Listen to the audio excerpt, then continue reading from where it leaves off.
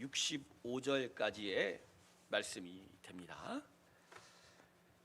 마가복음 14장 53절에서 65절까지의 말씀입니다.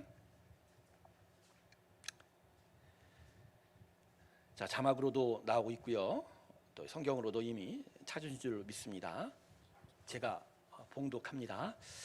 그들이 예수를 끌고 대제사장에게로 가니 대제사장들과 장로들과 서기관들이 다 모이더라.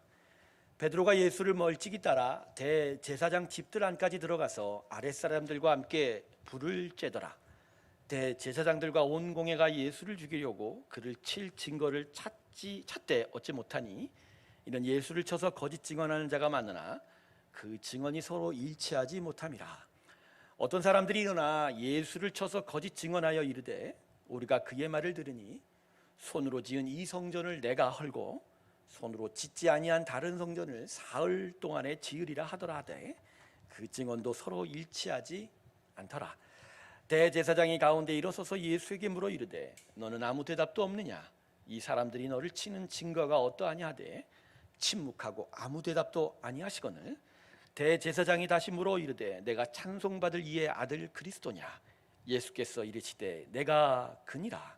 인자가 권능자의 우편에 앉은 것과 하늘 구름을 타고 오는 것을 너희가 보리라 하시니 대제사장이 자기 옷을 찢으며 이르되 우리가 어찌 더 증인을 요구하리요? 그 신성 모독하는 말을 너희가 들었도다. 너희는 어떻게 생각하느냐 하니 그리다 예수를 사형에 해당한 죄로 정죄하고 어떤 사람은 그에게 침을 뱉으며 그의 얼굴을 가리고 주먹으로 치며 이르되 선지자 노릇을 하라 하고 하인들은 손바닥으로 치더라. 아멘, 아멘. 자, 오늘은 예수님께서 사형 언도를 받는 그 과정의 일들을 통해서 하나님의 귀한 은혜를 함께 나누고자 하는데요. 마가복음은 예수님이 붙잡히셔서 빌라도의 법정에서 십자가형을 선고받을 때까지의 과정을 아주 단순하게 간략하게 기록하고 있습니다. 그래서 오늘 본문을 보면 먼저는 산헤드린 공의회에서 대제사장의 신문을 받고 그 이후에 빌라도에게 보내져 십자가형을 언도받는 것으로 기록되어 있습니다. 하지만 다른 네 권의 복음서를 다 종합하여 보면 예수님은 그 밤에 그 새벽까지 총 6번의 신문을 받게 됩니다. 먼저 겟세마네 동산에서 잡히셔서 먼저 안나스라고 하는 대제사장에게 붙잡혀 갑니다.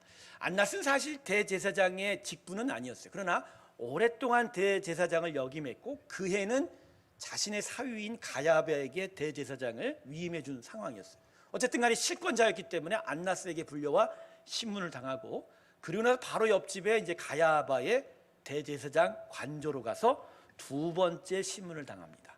그리고 나서 전체 사두개인들, 바리새인들과 헤롯 대왕의 신하들, 그 귀족들이 모인 산헤드린 공의회로 끌려가 또다시 신문을 받게 됩니다. 그래서 오늘 본문은 이 세 번의 신문을 종합하여 기록한 것 같아요.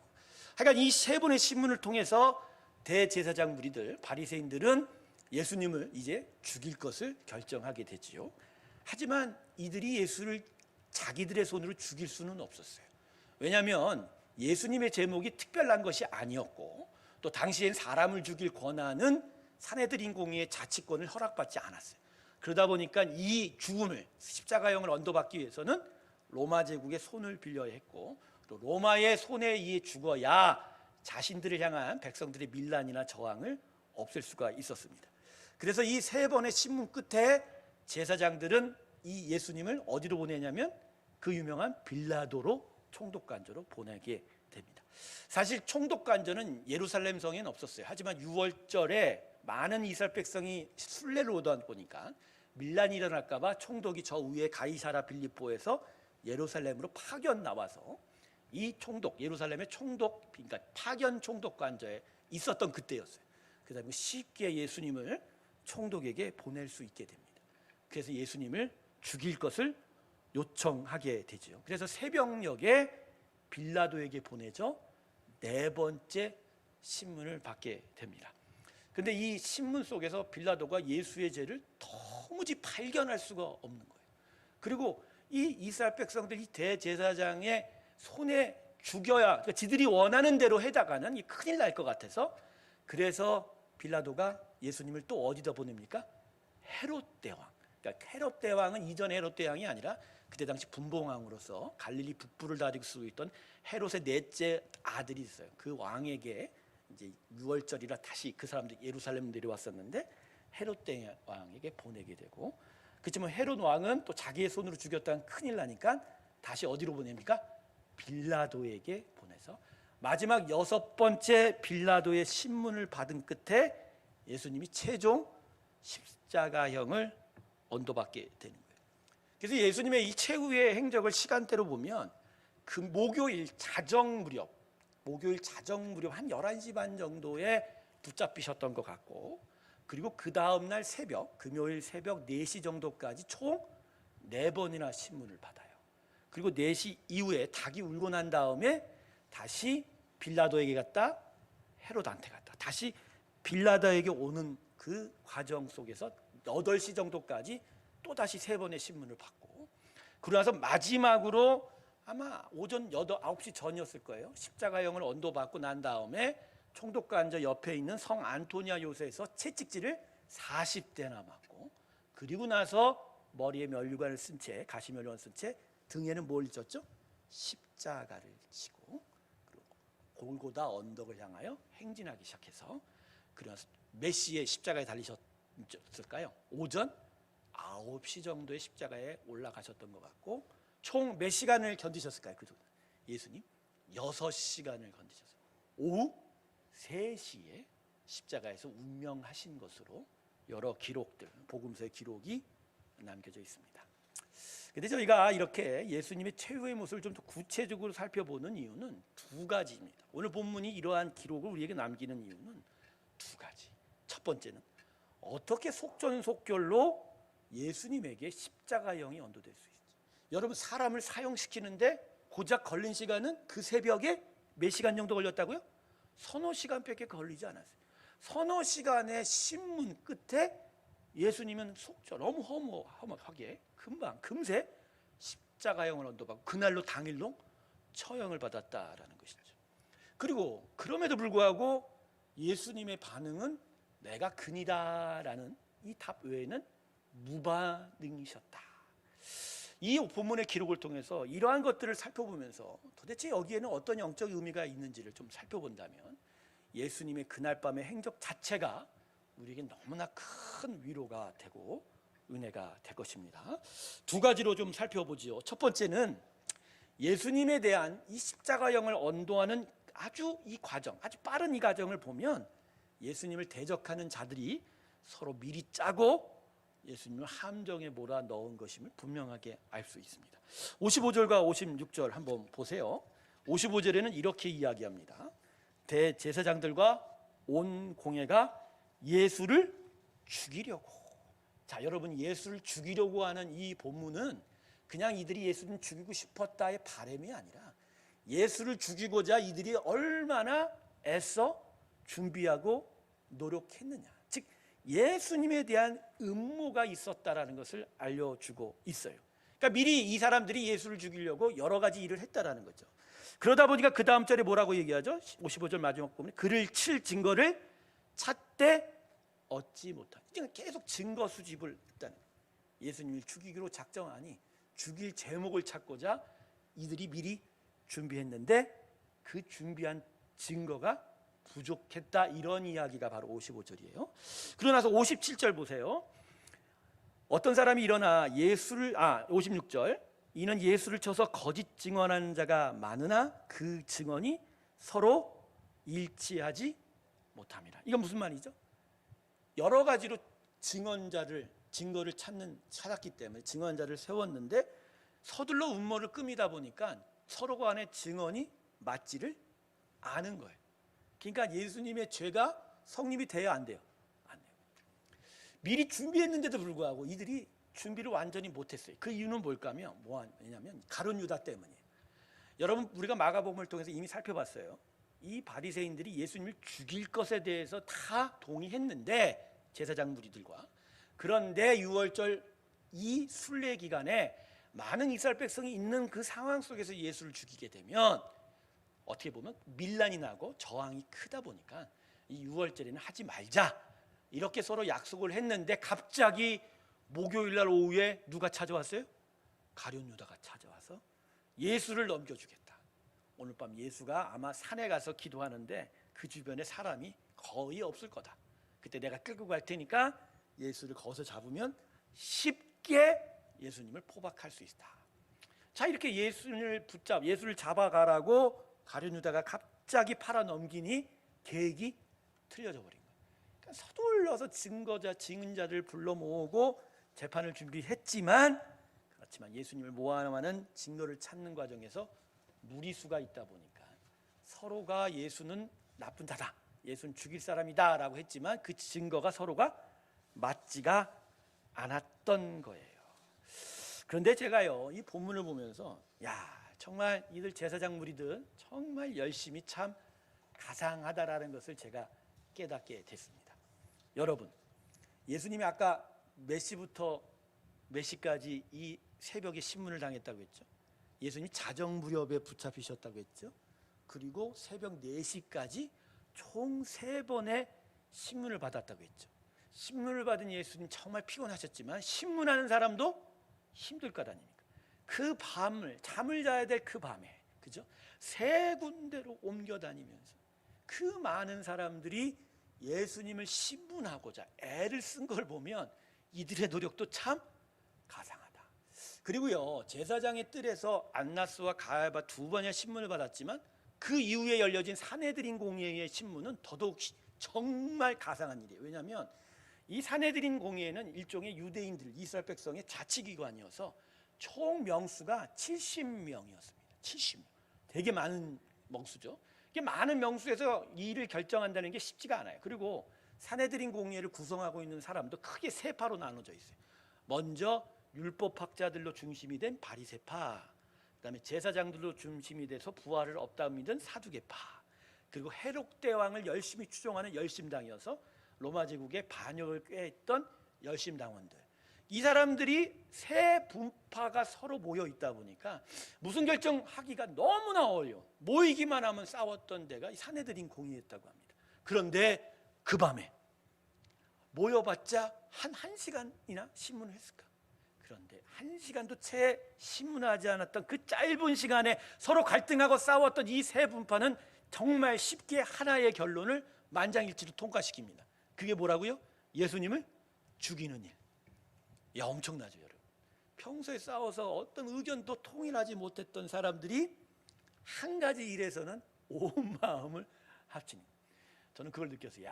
악한 자들이 서로가 막 서로의 이익 때문에 갈등해도요, 진짜 선한 것을 부수는 데는 마음이 일치하는구나. 그래서 진짜 선한 것을 지켜내기가 얼마나 어려운가.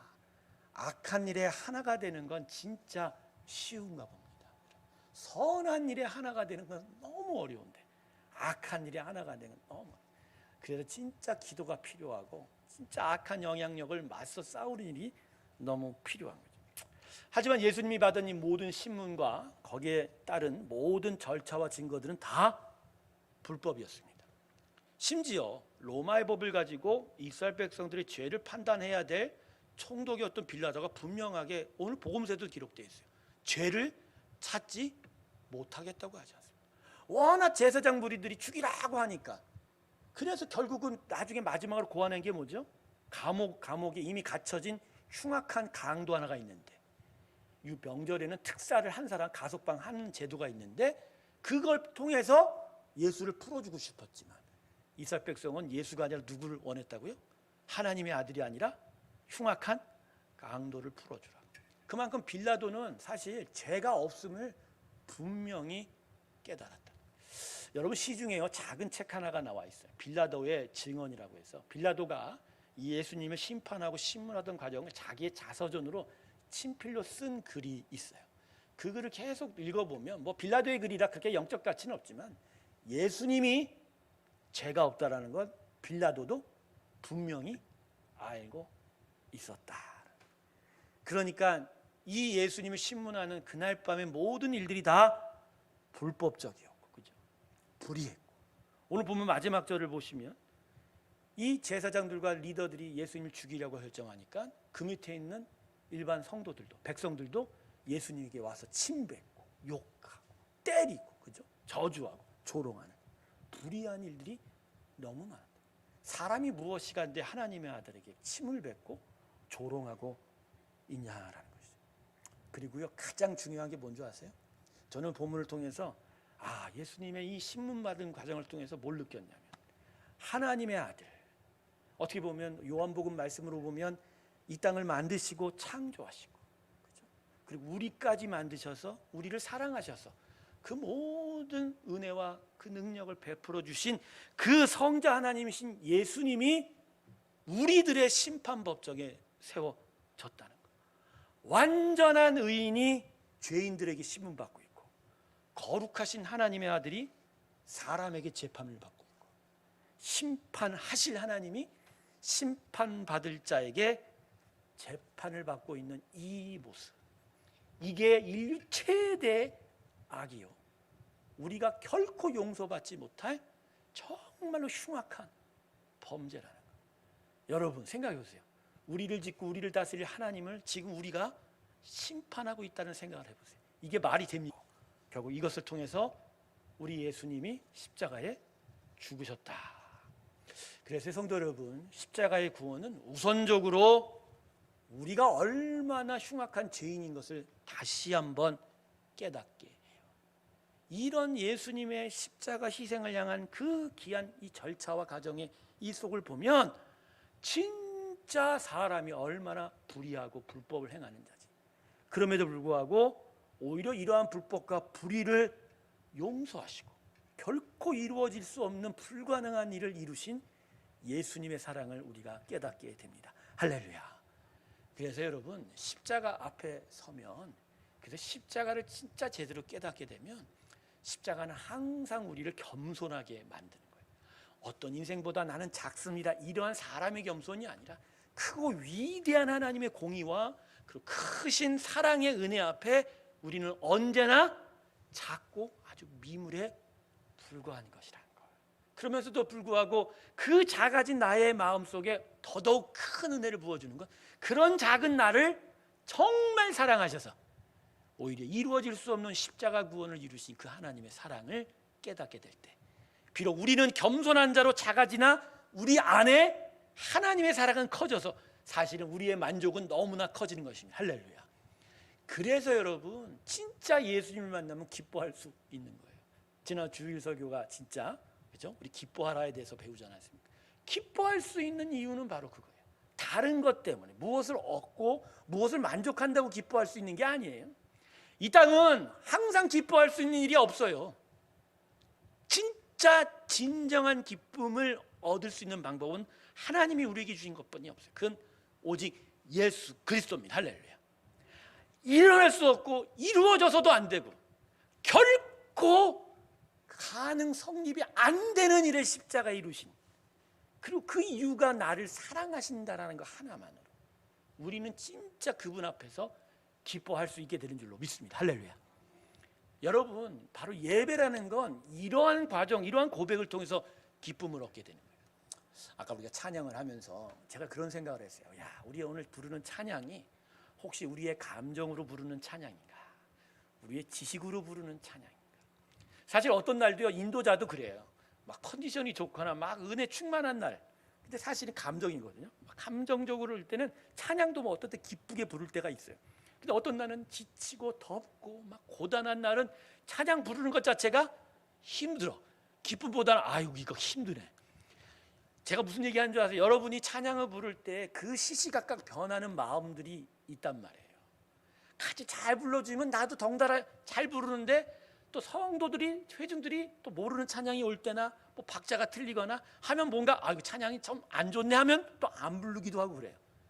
근데 제가 그런 걸 봤어요. 이 모든 것들이 다 뭐라고요? 인간의 허무한 헛된 생각이에요. 그걸로는 기쁨이 임합니까? 안 옵니까? 한월산 기도원을 저는 예전에 갔는데, 여러분 예전에 기도원들 많이 가지 않았습니까? 근데 보통 우리 기도원들이 유명한 곳을 많이 가다 보니까 뭐 대형 집회들 많잖아요. 그런데 보면 전자 악기도 갖다 놓고, 그렇죠? 찬양팀도 막, 그런 부흥 집회에서 또 찬양 부르는 건 또 좀 신나요. 신나게 해요. 신나게 해요. 근데 그런 찬양을 보면 괜히 내가 막 들뜬 것 같고 막 마치 믿음이 있는 것 같고 그죠? 근데요 그게 다 사실은 진짜는 아니라는 거예요. 우리 안에 혼을, 우리 안에 감정을 건드리는 거죠. 진짜 기쁨의 찬양은요, 찬양 안에 고백이 있어야 돼. 할렐루야. 즉 이 영으로 하나님에 대한 지식을, 기억을 가지며 그분을 묵상하는 찬양인 거예요. 제가 아까 세 번째 찬양을 부르면서 이 찬양이 일본의 부흥을 위한 한국 선교사님이 지은 찬양이라 했죠. 노래의 가락이 중요한 게 아니라 그 담긴 고백이 중요하거든요.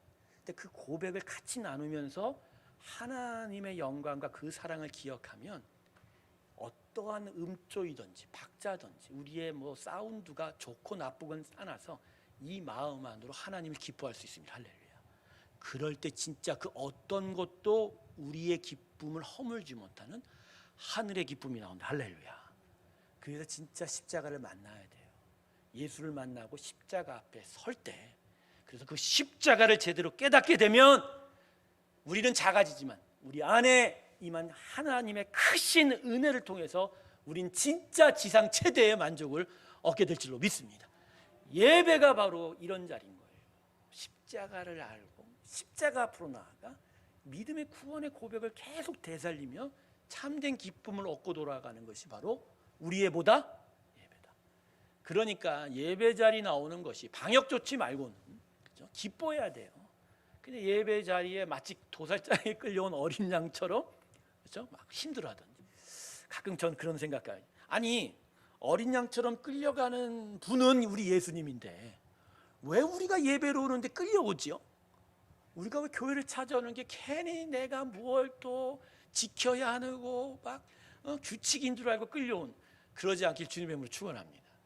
그렇지 않아야 돼요. 우리가 한 번의 예배라도 진짜 십자가를 제대로 깨닫게 되면 우리 안에 크신 은혜가 임하게 된다. 저는 오늘 본문을 묵상하면서 그런 것들을 깨달았어요. 그 안에 인간의 모든 불법과 불의함이 다 들어가 있고, 그리고 우리 자신의 모습도 그 안에 다 들어가 있는. 근데 그럼에도 불구하고 예수님은 묵묵히 십자가를 향하여 나아가고, 그리고 오히려 그걸 용서하고 우리를 향하여 목숨을 내어준 것을 생각해 볼 때, 진짜 제대로 된 십자가의 은혜가 이 안에 살아나는 걸 느꼈어요. 그러다 보니 내 안에 진짜 십자가의 사랑이 깨닫게 되어질 때 내 안에 다시 기쁨의 생명수가 터져 나온 것을 경험하게 됐습니다. 사랑하는 새롭게 성도 여러분, 십자가 앞으로 나아가시고 예수를 정말 진실되게 만나시 주님을 축원합니다. 그분을 만나면 진짜 우리는 이 땅 어떤 것도 비교할 수 없는 기쁨을 만끽하게 될 줄로 믿습니다. 두 번째는 아까도 제가 서두에 말씀드렸죠. 예수님의 반응을 좀 살펴봐야 돼요. 진짜 아이러니한 건 이 불의하고 불법한 그 새벽녘에 벌어진 총 6번의 신문과 그 폭압적이고 강압적인 일들 속에서 예수님은 그저 태연히 침묵으로 일관하셨다. 결코 화도 내지 않았어요. 불평도 하지 않았어요. 때리면 맞고 찌르면 찔리고 침 뱉으면 받아주고, 그저 묻는 말에 침묵으로 일관하시고 단 한 소리. 오늘 본문에 얘기했지. 네가 이스라엘의 왕이냐 했으니, 그렇죠. 네가 이스라엘의 왕이냐 하죠. 네가 하나님의 아들이냐 물어보니까 예수님이 뭐라고 했죠? 내가 그니라라고 대답한 거 말입니다.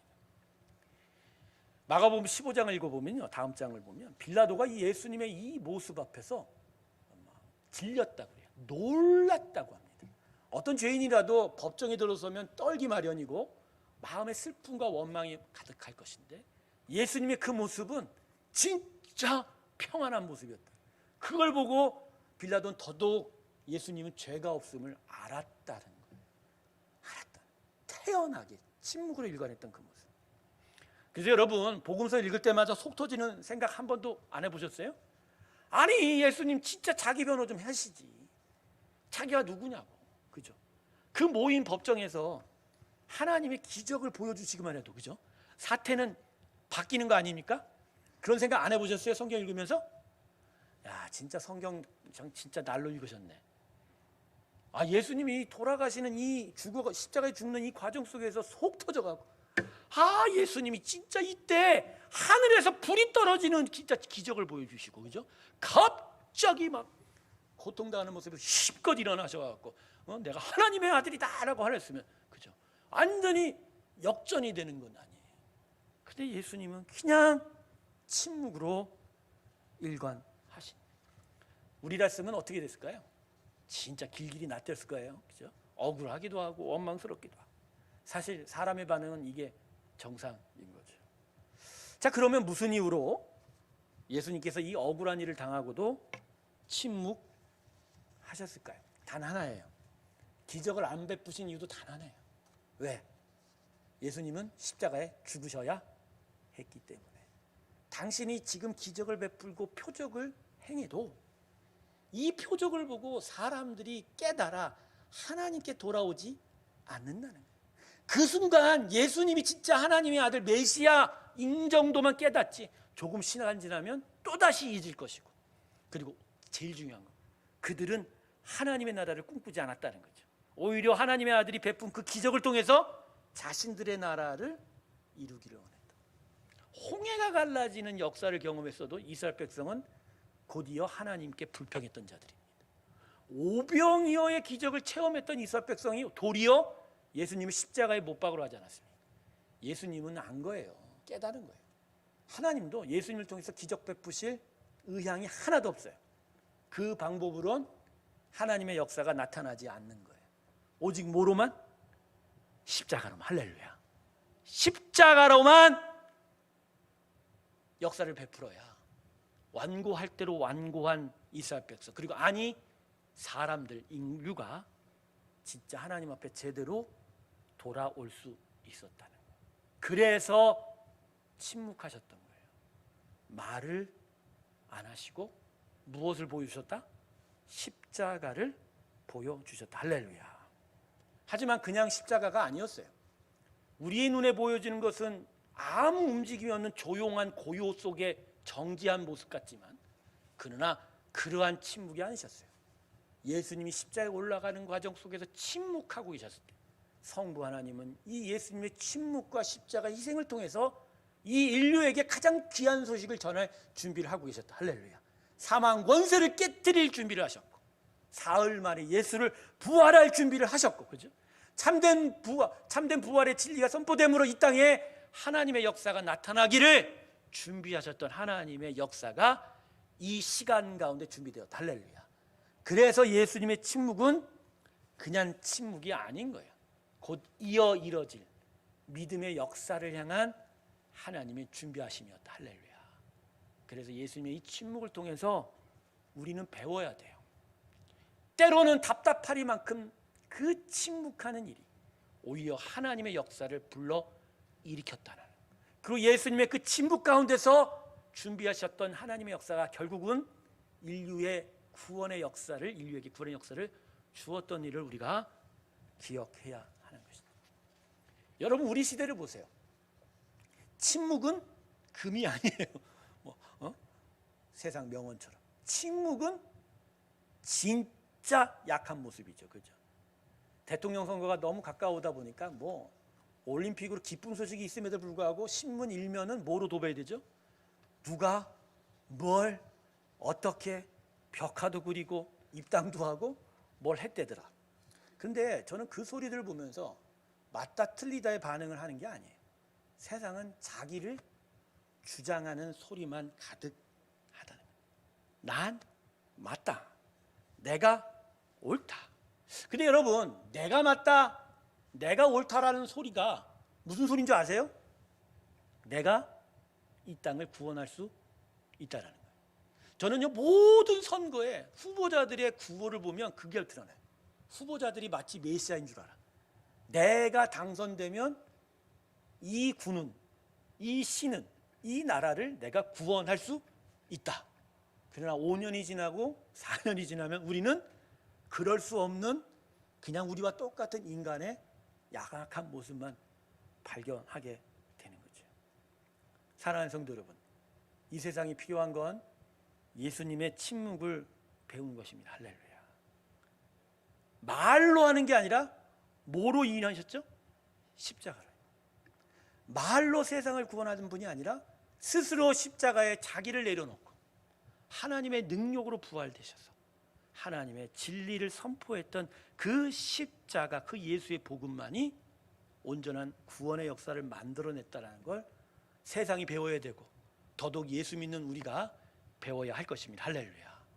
그래서 성도는 뭐로 사는 자들이라고요? 침묵으로 사는 자예요. 즉 말로써 하는 게 아니라 예수의 말씀과 십자가 복음으로서 살아가는 겁니다. 할렐루야. 결국 말이라는 건 자기 주장이에요. 자기 생각이고 자기 판단이고 세상지예요. 그걸로 구원이 임하지 않거든요. 예수의 사람은 구원이 중요한 거예요. 구원으로 인하여 이 땅이 아니라 어디로 가야 돼요? 영생으로 하나님과 영원히 동원할 천상의 천국을 향하여 나아가는 순례자의 길이기 때문에 이 땅에서 자기를 주장하고 자기 생각을 펼치는 일이 아니라 하나님께 작은 자로 서수나 하나님의 능력으로 살아나는, 침묵하나 오히려 십자가로 하나님 앞에 나아가는 일이 우리 가운데 나타나야 한다. 할렐루야. 사랑하는 성도 여러분, 침묵을 배우시길 주님의 이름으로 축원합니다. 여러분, 하나님의 능력이 있기를 원하시죠? 하나님의 은혜가 있기를 원하시죠? 먼저 뭐 하셔야 된다고요? 침묵하셔야 돼요.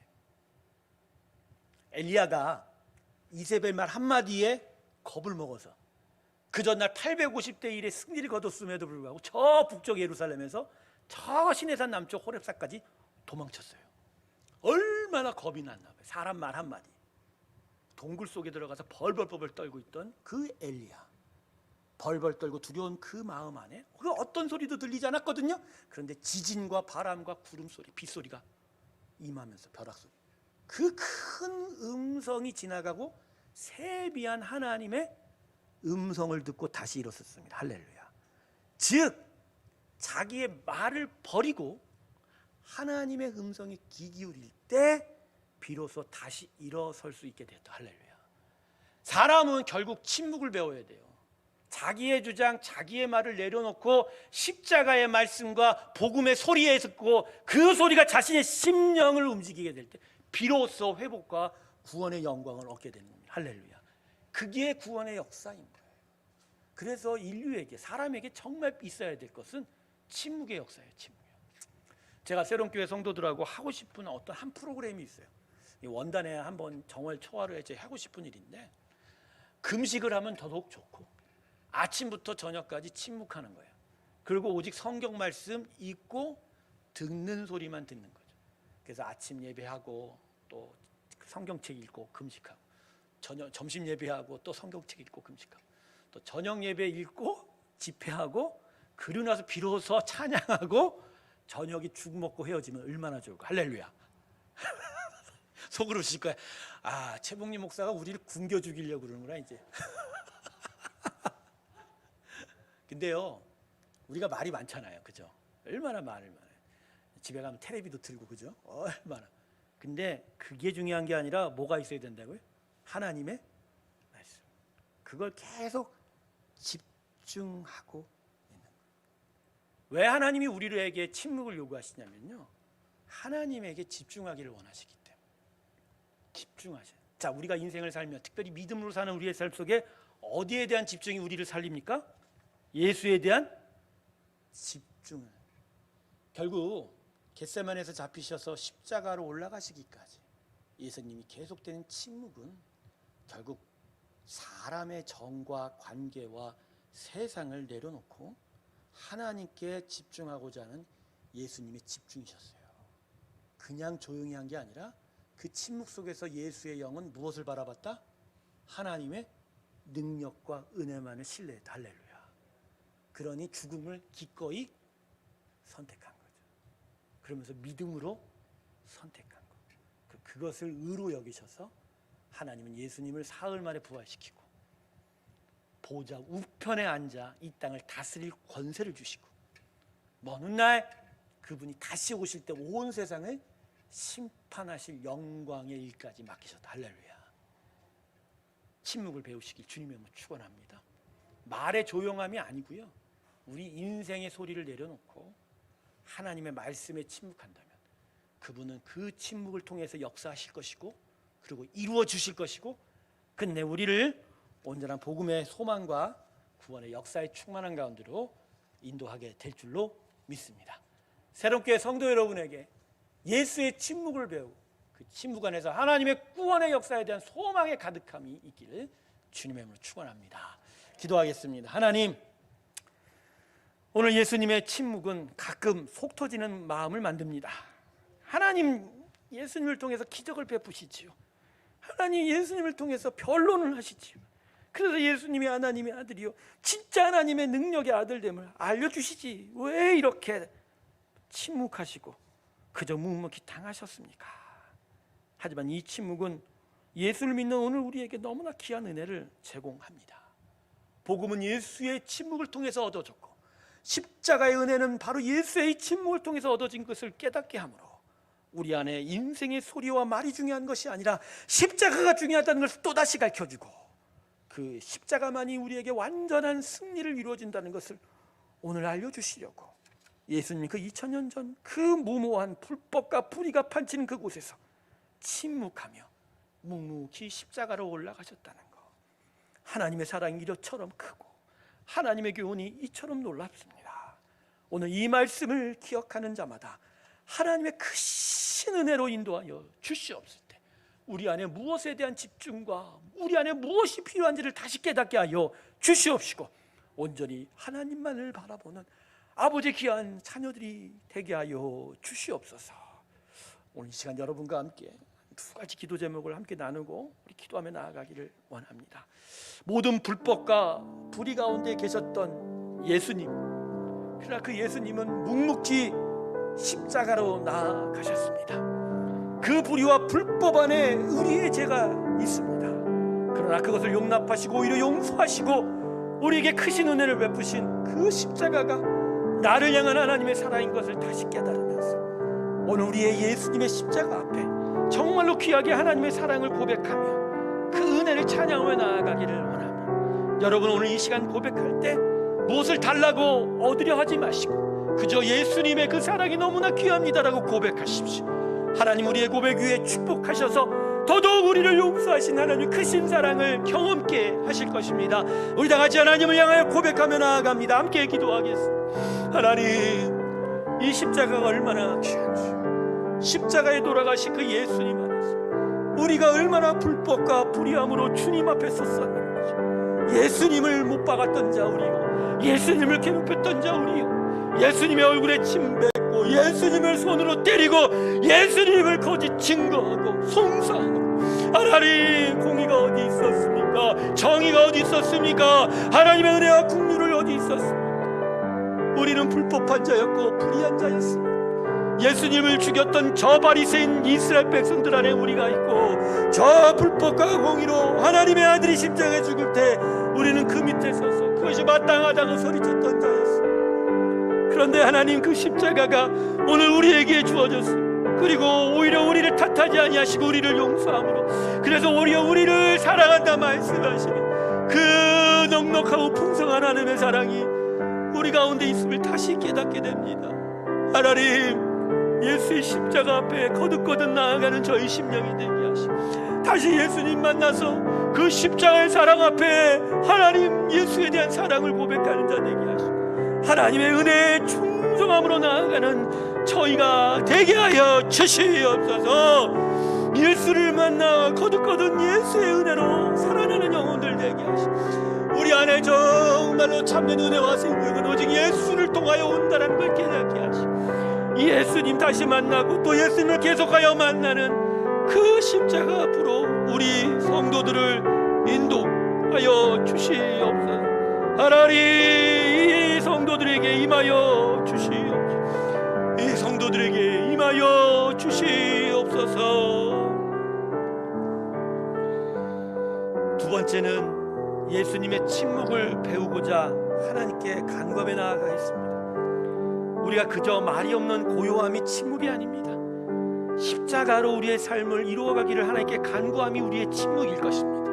세상의 소리, 지식과 나의 주장과 나의 생각들이 침묵되어지고 하나님의 십자가, 예수의 십자가의 사랑으로 묵묵히 하나님 앞에 나아갈 때 오히려 하나님은 그 십자가 뒤에서 우리를 향한 부활의 승리를 일으켜주실 것이고 끝내 하나님의 기쁨의 나라가 우리 가운데 임하게 될 것입니다.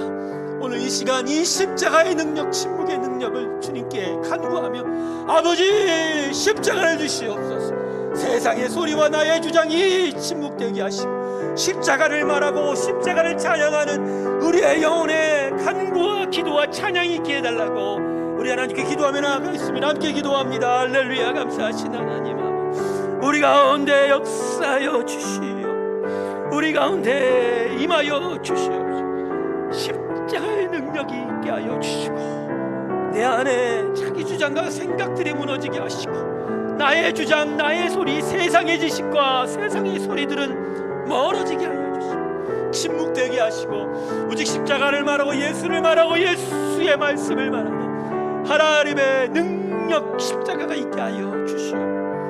무엇보다도 십자가로 역사하신 하나님의 그 마음과 십자가로 역사하신 예수의 그 고난과 희생을 기억하며 십자가 앞으로 달려가는 하나님의 거룩한 백성들 되게 하여 주시오. 하나님의 은혜가 우리 가운데 있게 하여 주시오. 이 신문을 배우며 하나님의 영광 가운데 있는 저희가 되게 하여 주시옵소서. 하나님, 우리에게 예수의 침묵을 가르쳐 주시니 감사합니다. 그 침묵함에 하나님은 역사하셨고 예수의 십자가는 드높여질 때 하나님의 부활의 승리는 우리에게 주어졌습니다.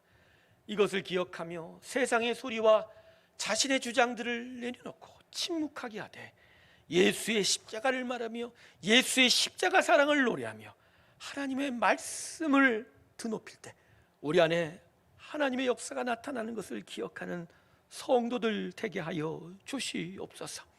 그래서 스스로 지혜 있다 하여 스스로를 구원한다는 세상의 소리부터 멀어지게 하시고 겸손히 십자가에 올라 묵묵히 십자가를 지셨던 그 예수님이야말로 우리의 참된 구원주가 됨을 기억하게 하여 주셔서 주님 앞으로 달려가는 저희의 인생길이 되게 하여 주시옵소서. 하나님, 오늘 아버지 귀한 성도들을 축복하여 주시옵소서. 하나님, 이 땅에 살면서 참 어렵고 아프고 또 상한 마음이지만 하나님의 은혜가 그립고 하나님의 은혜가 소중하기에 또다시 주님 앞으로 달려온 그 백성의 마음 위에 축복하여 주시고 우리 예수님의 십자가를 주시옵소서. 예수님의 십자가를 통해서 하나님의 사랑이 얼마나 귀한지를 또 알 때 그 예수님의 사랑이 나를 위해 죽었다는 것을 깨달을 때 하나님의 크신 은혜가 위로되게 하시고 또다시 일어설 수 있는 힘되게 하여 주시고 우리의 허물과 실수와 죄악을 이기는 하나님의 능력을 경험케 하여 주셔서 또다시 주님 앞에 또 서는 아버지의 믿음의 역사 허락하여 주시옵소서. 코로나가 점점 어려워져 우리의 삶을 어렵게 만드는 상황입니다. 계속하여 교회의 문이 닫혀지고 있는 상황이지만 그러나 새로운 교회는 굴하지 아니하고 또 방역수칙 안에서 모이고 또 예배하며 영상으로도 주님께 집중하려고 합니다. 하나님, 이 백성을 긍휼히 여겨 주시옵시고 예수님께로 집중하게 하여 주시옵시고 오히려 일을 때 그 믿음, 그 심령이 더더욱 예수님을 만나게 하여 주셔서 세상 여러 것들로부터는 거리를 두므로 멀어지게 하시고 오히려 하나님께는 더 가까이 함으로 말미암아 주님과 더 가까이 동행하는 귀한 믿음의 축복 허락하여 주시옵소서. 새롭게 성도들을 축복하셔서 귀한 은혜 가운데 계속 머무르게 하여 주시고 믿음을 주시옵소서. 구원의 역사를 허락하여 주시고 힘과 위로를 허락하여 주시고 또 강팍한 험악한 세월 속에서 오히려 하나님의 만남과 매출하기를 얻게 하여 주시옵시고 하나님의 살아계심을 느끼게 하여 주시옵소서. 한우들을 기억하여 주시옵소서. 하나님 자리에 누워서 하나님의 치유함을 간절히 바랄 때 주여 역사하여 주시옵시고 하나님의 안식과 평강이 임하게 하여 주시옵시고 우리 하나님 성령의 손을 빌어 여호와 라파의 은혜를 베풀어 주시옵소서. 상한 자들을 주님께서 안아주시고 하나님 그 마음을 위로하여 주셔서 우리 하나님의 기쁜 마음을 허락받게 하여 주시옵시고 일어나게 하소서. 아버지의 슬픔을 딛고 일어서게 하여 주시옵시고 하나님의 위로 가운데 정말 큰 힘을 얻게 하여 주시옵소서. 새로운 깨를 더욱더 강성하게 붙들어 주시옵시고 험한 세파 속에서도 더더욱 믿음의 뿌리를 내려가는 귀한 교회 되게 하여 주시옵시며 오히려 하나님 세상의 소리로부터 멀어지게 하시고 말씀의 다스림이 있게 하시고 성령의 충만한 가운데로 나아가는 아버지의 귀한 교회 되게 하여 주시었을 때 이제는 우리 주 예수 그리스도의 은혜와 하나님 아버지의 놀라우신 사랑과 성령의 내주 교통하심이 묵묵히 침묵을 통하여 십자가로 향했던 그 예수님의 놀라운 믿음의 은혜 안에 하나님의 놀라운 역사를 바라보며 스스로 또 침묵하기를 주 앞에 고백하며 나아가는 새로운 교회 성도들의 심령과 그들의 모든 일상들 위해 지금부터 영원토록 함께 하시기를 간절히 축원하옵나이다. 아멘.